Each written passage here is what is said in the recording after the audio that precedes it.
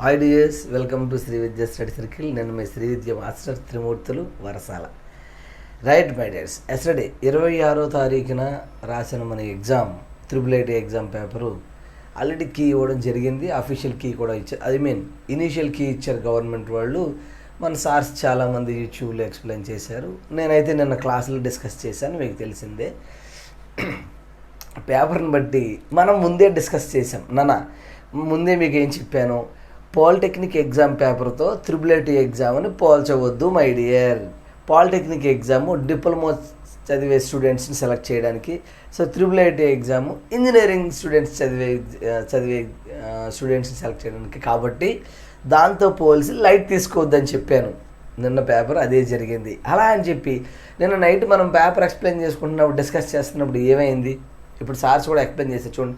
Answers నేను చెప్పకుండా మీరే చెప్తున్నారు అంటే దాని అర్థం ఏంటన్నా, కాన్సెప్ట్ బేస్డ్ మీదే ఎగ్జామ్ పేపర్ ఉంది. మరి చాలామంది పిల్లలు రాయలేకపోయారు. 100కి 20-30 బిట్స్ వదిలేసి వచ్చారు. ఎందుకని నేను మీకు ముందే చెప్పాను, ఏదో కొన్ని 1 or 2 వీడియోస్ ఫ్రీగా వచ్చే వీడియోస్ చూసుకుంటూ వెళ్ళిపోతే సరిపోదు మై డియర్. ప్రాబ్లం ఏంటంటే 2020 నుంచి పాపం పిల్లలకి ఆన్లైన్ క్లాసెస్ వినడం అలవాటు అయిపోయి ఈ ఎగ్జామ్ కూడా ఆన్లైన్లో ఉండడం మొదలుపెట్టారు. ఓన్లీ ఆన్లైన్లో వదిలేసి ఎగ్జామ్ కూడా ఆన్లైన్లోనే రాసే విధంగా అయిపోయింది. అలా కాకుండా ఆఫ్లైన్ రాయాలని చెప్పాను. పదే మన టెలిగ్రామ్ గ్రూప్లో చెప్పున్నాను. ప్రింట్అవుట్ తెచ్చుకోండి, తప్పకుండా ప్రింట్అవుట్ తెచ్చుకొని ప్రాక్టీస్ చేయండి. 100 బిట్స్ని 100 మినిట్స్లో ఎవరూ చేయలేరు. నా వీడియో చూడండి, నేను ప్రతి వీడియోలోనూ ఇలాగే మాట్లాడాను. 1 బిట్ 1 మినిట్లో చేసే విధానం అని. అలా ఎవరైతే ప్రాక్టీస్ చేశారో వాళ్ళందరూ 85కి 95కి మధ్యలో ఉన్నారు. యాక్చువల్గా 100కి 100 ట్రై చేసాము. పాపం పిల్లవాళ్ళు అంత ప్రయత్నించాము, వీడు 100 వరకు వెళ్ళలేకపోయాడు. నేను జూన్ నెలలో మనం జూలైలో తెలంగాణ పోలీసెట్ అండ్ బాసర IIITకి నేను క్లాసెస్ చెప్పినప్పుడు చాలా వీడియోస్ యూట్యూబ్లో పెట్టున్నాను. అప్పుడే నాకు అర్థమైంది, ఓన్లీ మ్యాథమెటిక్స్ చదివితే సరిపోదు, సో ఫిజిక్స్, కెమిస్ట్రీ, బయాలజీ అన్నీ చెప్పించాలని చెప్పి అప్పుడేం చేశాను, ఇమీడియట్గా బ్యాచ్ ఫామ్ చేసి స్టాఫ్ అందరిని అరేంజ్ చేసుకుని ఆన్లైన్లోనే అన్నీ కొని పంపించి టీచర్స్కి మన బోర్డులో అన్నీ చేశాను. సో ఆ ఫలితమే ఇప్పుడు అద్భుతంగా పిల్లలు 85కి 95 మధ్యలో ఉన్నారంటే నిజంగా గ్రేట్ థింగే. ఎందుకంటే చాలామంది బయట పిల్లలు పేపర్ అసలు 20 to 30 క్వశ్చన్ అటెంప్ట్ చేయలేకపోయారు. సో వాట్ నెక్స్ట్ ప్రతిదానికి రకరకాల దారులు ఉంటాయి. ఈ IIIT ఎగ్జామ్ నువ్వు ఒక గుణపాఠంగా తీసుకోవాలి. లాస్ట్ టైం కూడా మీకు చాలాసార్లు చెప్పున్నాను, కాన్సెప్ట్ బేస్డే ఉంటుంది. ఏ ఎడ్యుకేషన్ అయినా, ఏ ఎంట్రన్స్ ఎగ్జామ్ ఫ్యూచర్లో అంతా కాన్సెప్ట్ బేస్డే. నువ్వేదో సరదాగా 4 క్లాసులు వినేసి యూట్యూబ్లో అలా, లేదంటే బయట సరదాగా 4 క్లాసులు వినేసి ఎగ్జామ్ రాస్తామంటే సరిపోదు మై డియర్. నేను ఎందుకు అంత సీరియస్గా తీసుకున్నానంటే ఇదే ఎక్స్పెక్ట్ చేసి సీరియస్గా తీసుకుని ముందు అసలు పకడ్బందీగా టైం అసలు ఆలోచించండి. ఉదయం 7 గంటల నుంచి రాత్రి 10 గంటల వరకు క్లాసెస్ చెప్పాము. మార్నింగ్ 7 గంటల నుంచి రాత్రి 10-11 గంటల వరకు క్లాసెస్ చెప్తే, అలా చేస్తే ఈరోజు 85-95 మధ్యలో ఉన్నారంటే ఆలోచించండి. 100 ప్రయత్నించినా చేరుకోలేకపోయాము అంటే పిల్లవాడి. కానీ రాని క్వశ్చన్స్ ఏమైనా ఉన్నాయి మీరు మనసాక్షిగా మాట్లాడండి. పేపర్ దగ్గర పెట్టుకుని అసలు సిలబస్లో లేని క్వశ్చన్స్ కానీ ఏమైనా ఉన్నాయా? ఏదో మ్యాథమెటిక్స్లో ఇండైరెక్ట్గా ఇచ్చిన క్వశ్చన్స్ ఉన్నాయి తప్ప మరి ఎందుకు చేయలేకపోయావు? ఇప్పటికైనా చెప్తున్నాను, నువ్వు తప్పకుండా ప్రాక్టీస్ చేయాలి మై డియర్, ప్రాక్టీస్ చేయాలి. నేను జూన్ నెల నుంచి చెప్పుకుంటూ వచ్చాను. APR చేసి, TSR చేసి, AP గురుకులం, Telangana Gurukulam, RDT, AP Polycet, Telangana Polycet, ఓకేనా, తర్వాత BG గురుకులం, ఇవన్నీ సుమారుగా 7-8 ఎగ్జామ్స్ పడ్డాయి. అప్లై చేయండి అని టెలిగ్రామ్ గ్రూప్ పంపిస్తే చాలామంది అప్లై చేస్తున్నారు. ఓకే మీరు ఏం చేస్తారంటే, RDT క్వాలిఫై అయిన పిల్లలు నిన్న వచ్చి ఎగ్జామ్ రాశారు కదా, మీరు చక్కగా RDTకి వెళ్ళిపోండి, నో ప్రాబ్లం. 6 సంవత్సరాలు వాళ్ళు చదివిస్తారు. RDT అంటే తెలుసు కదా, అనంతపూర్లో ఉంది main branch.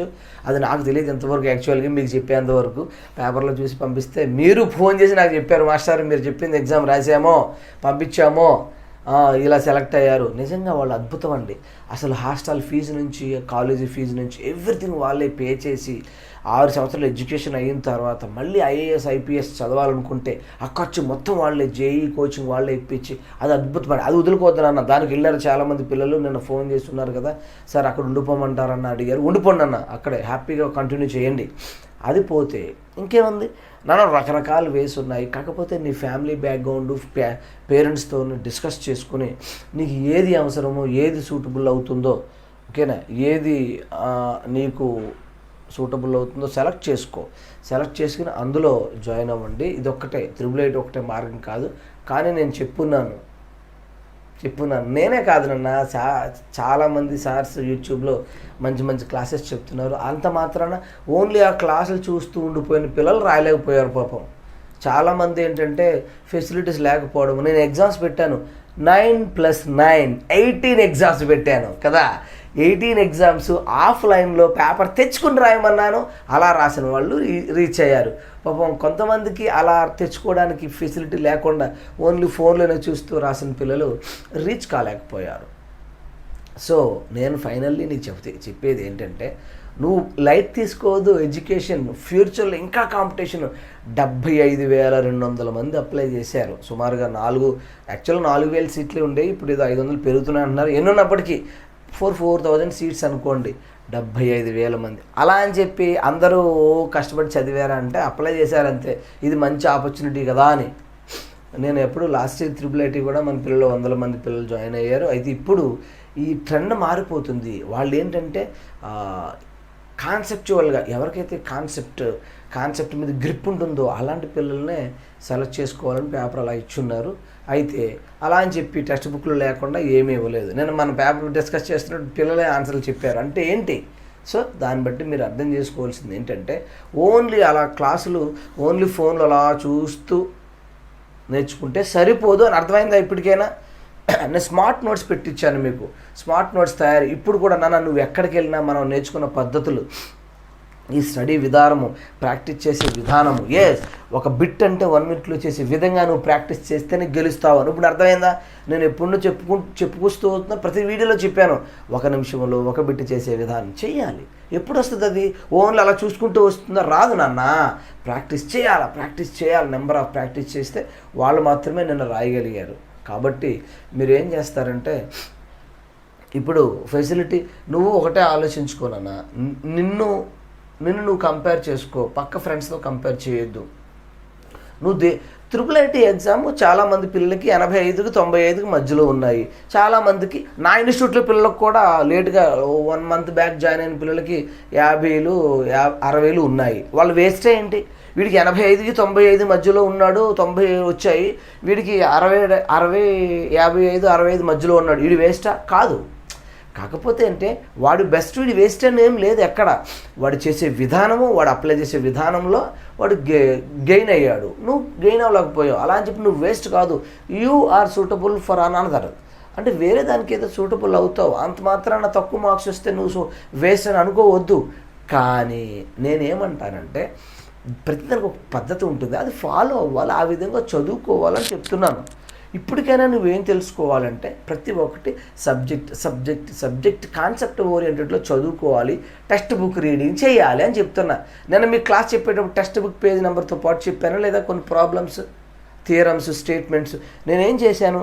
Do this, try this, think and discuss, ఎక్సర్సైజ్లో ఉన్న ప్రాబ్లమ్స్, థియరమ్స్ ఇచ్చాడు. ఆ థియరమ్స్ ఎగ్జామ్లో ఇవ్వడు, కానీ స్టేట్మెంట్ ఇస్తాడు నాన్న అని చెప్పి నీ చేత అన్నీ రాయించాను థియరమ్స్. ఫర్ ఎగ్జాంపుల్, ఒక బిందువు దీర్ఘచతురస్రం లోపల ఉంటే ఇచ్చాడు కదా. ఇప్పుడు ఓఏబిసిడి ఉన్నప్పుడు OD² + OB², AO² + OC² = BO² + OD² అని ఆ దాని మీద చిన్న ప్రాబ్లం. x = √625 ఎక్స్ కదా. ఓ చోట అక్కడ ఎక్స్ ఇచ్చాడు, స్క్వేర్ చేస్తున్నప్పుడు x = √65 వచ్చాయి. అలా అన్నీ టెక్స్ట్ బుక్లో ఓరియంటెడ్గానే ఉన్నాయి. కాకపోతే నీకు ఎందుకు రాలేదు అంటే, ల్యాక్ ఆఫ్ ప్రాక్టీస్ లేకపోవడం వల్ల చేయలేకపోయావు. సరే, వాట్ నెక్స్ట్ అనేది నేను చెప్పిన, నువ్వు ఆర్డిట్లో ఉన్న వాళ్ళు కంటిన్యూ అయిపోండి. అక్కడ 6 సంవత్సరాల ఎడ్యుకేషన్ హ్యాపీగా చదువుకోండి. కానీ ఇప్పుడు కూడా మళ్ళీ చెప్తున్నాను, స్టార్టింగ్ నుంచి ప్రతి ఒక్కటి ఆబ్జెక్టివ్ ఓరియంటెడ్లో నేర్చుకో మై డియర్. అందుకని ఇప్పుడు స్పెషల్ బ్యాచ్ ఫామ్ చేస్తున్నాను. ఈ అక్టోబర్ 1 నుంచి ఒక స్పెషల్ బ్యాచ్ చేస్తున్నాను. ముందు నుంచి నేనే తయారు చేద్దామనిక మ్యాథ్స్, ఫిజిక్స్, కెమిస్ట్రీ, ఎస్పెషల్ ఎంపీసీని చూసి 10th క్లాస్, ఇప్పుడు 10th క్లాస్ చదువుతున్న పిల్లలకి క్లాసెస్ చెప్పుకుంటూ వాళ్ళకి ఆబ్జెక్టివ్ ఓరియంటెడ్లో ప్రాక్టీస్ చేపిద్దామని ప్లాన్లో మన పేరెంట్స్ చాలామంది అడిగారు. Really I felt very happy. Hard work చేశాను. ఉదయం 7 to రాత్రి 10-11 వరకు చేయించాను. నేను వర్క్ చేశాను. సో దానికోసమే ఫలితం అయితే వచ్చింది. హ్యాపీ. అయితే ఇది కంటిన్యూ చేద్దాం. బాగుంది, పిల్లలు యూజ్ అవుతుంది అన్నప్పుడు స్పెషల్ బ్యాచ్ ఫామ్ చేసి 9 నుంచి జస్ట్ మార్నింగ్ అండ్ ఈవినింగ్ సెషన్లో, ఆఫ్టర్ స్కూల్ అవర్స్లో, బిఫోర్ స్కూల్ అవర్స్లో ఈ ట్యూషన్ ఈ కోచింగ్ ముందు నుంచి ఇస్తే ఇంకా బాగుంటుంది సార్. మీరు 1 నెల 2 నెలల్లోనే ఇలా అయ్యారు అంటే ఇలా చేస్తే బాగుంటుందని ప్లాన్లో ఉన్నాము, చేస్తాను.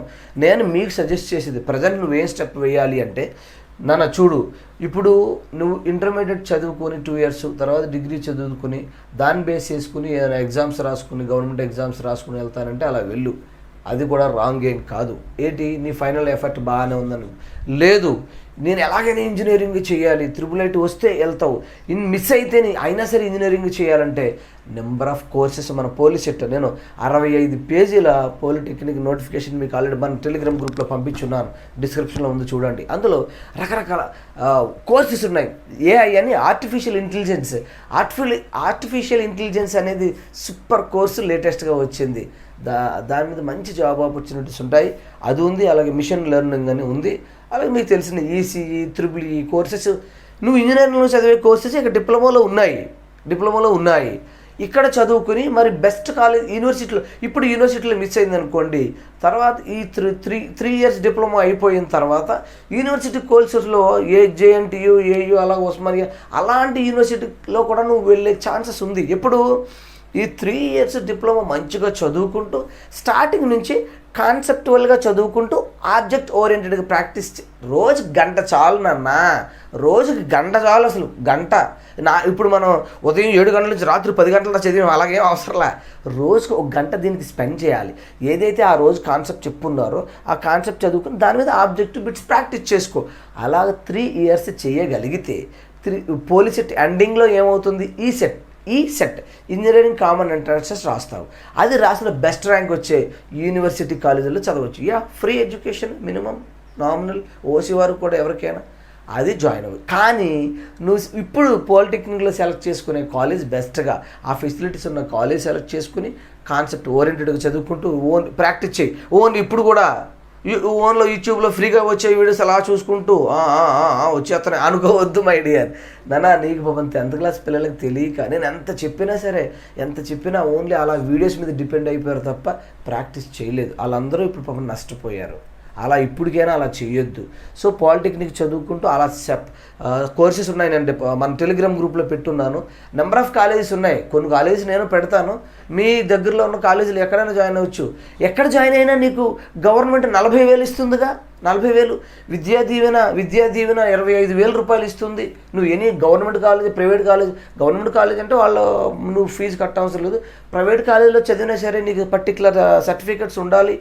ఓసీ వారికి అయితే ఈడబ్ల్యూఎస్ అని, అలాగే SC ST BC వారికి ఎలాగో క్యాస్ట్ రిజర్వేషన్ ఉంది, వారందరికీ ఫీ రీయింబర్స్మెంట్ వచ్చేస్తుంది.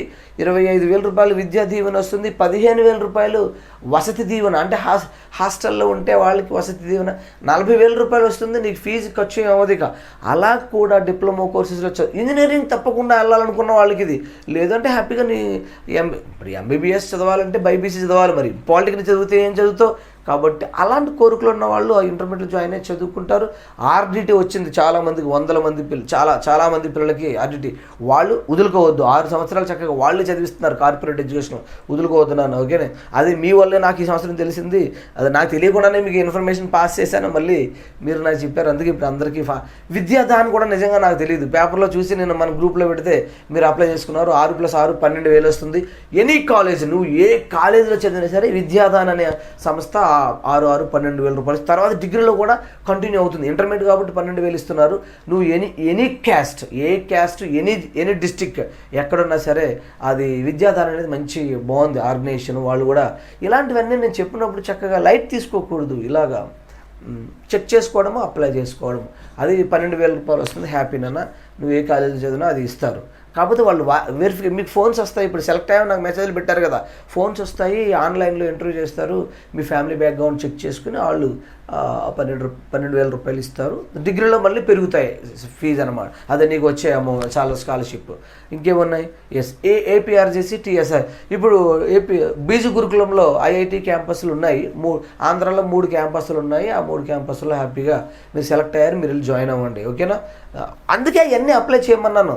ఇప్పుడు చూడండి, నీకు చాయిస్ అంటే ఉంది, నువ్వు చాయిస్ చేసుకోవచ్చు. నువ్వు ఎక్కడికెక్కడికి వెళ్ళాలో, ఎందులోకి వెళ్ళాలనేది హ్యాపీగా జాయిన్ అవ్వచ్చు. అయితే పాపం చాలామంది లేట్గా జాయిన్ అయిన పిల్లలకి మన గ్రూప్లో లేట్గా చాలామందికి తెలియక వాళ్ళు కొంతమంది అప్లై చేయలేదు. అయినా ప్రాబ్లం లేదు నాన్న, ఏం నీకు ఇప్పుడు 888 రాలేదు అంటే ఇబ్బంది ఏమీ లేదు. ఈ ఛాన్సెస్ అన్నీ ఉన్నాయి. నేను ఇన్ఫర్మేషన్స్ అన్నీ మన టెలిగ్రామ్ గ్రూప్లో పెడతాను, చక్కగా ఫాలో అవ్వండి.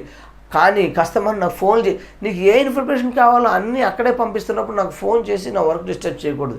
ఎప్పుడైతే నా వర్క్ డిస్టర్బ్ చేస్తావో నేను మీకు చేసే ఈ సర్వీస్, ఈ వర్క్ అనేది డిస్టర్బ్ అయిపోతుంది. సో ఫోన్స్ చేయొద్దు, చక్కగా ఇన్ఫర్మేషన్స్ అన్నీ మీకు పెడుతున్నాను, ఫాలో అవ్వండి. ఇంకా అందరికీ యూజ్ అయ్యేది తప్పకుండా యూట్యూబ్లో పెడుతూ ఉంటాను.